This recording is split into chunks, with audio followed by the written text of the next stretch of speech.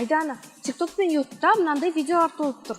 Қазір инвестиция салсаң, бір жылда бизнес-вумен болып шығасың. Кейбіреулер айтады, қазір 10 мың теңге инвестиция салсаң, бір жылда миллионер болып шығасың. Бұл рас па өзі?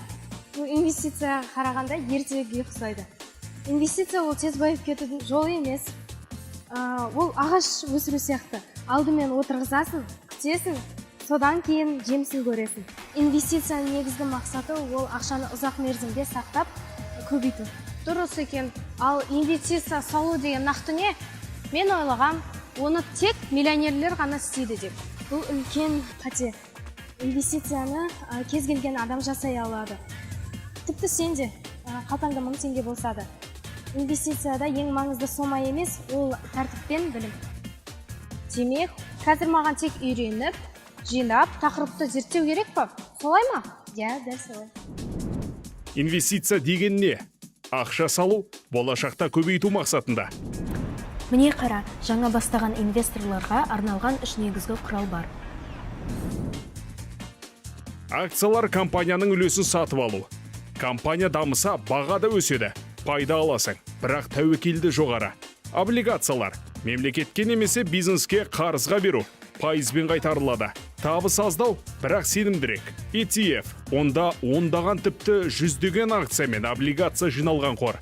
Себет сияқты тәуекел аз, әсіресе жаңадан бастағандарға. Жақсы, ал акция мен облигацияның аралмашылығы неде?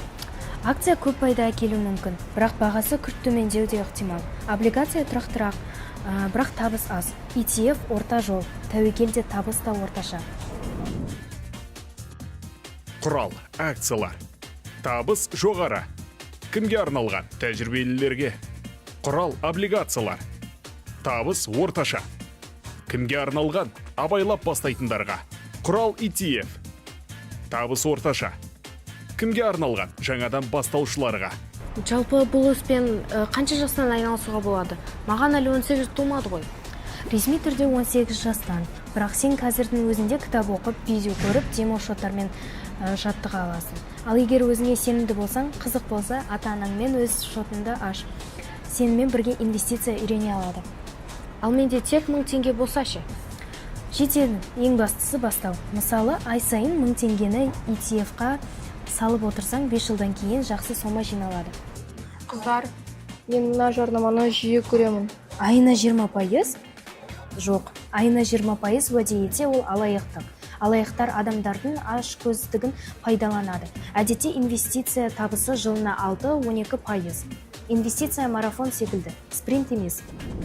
Миф, инвестиция сал тез бай боласың. Шындақ, жоғары табыс, жоғары тәуекел. Инвестиция бұл болашақты ойлау.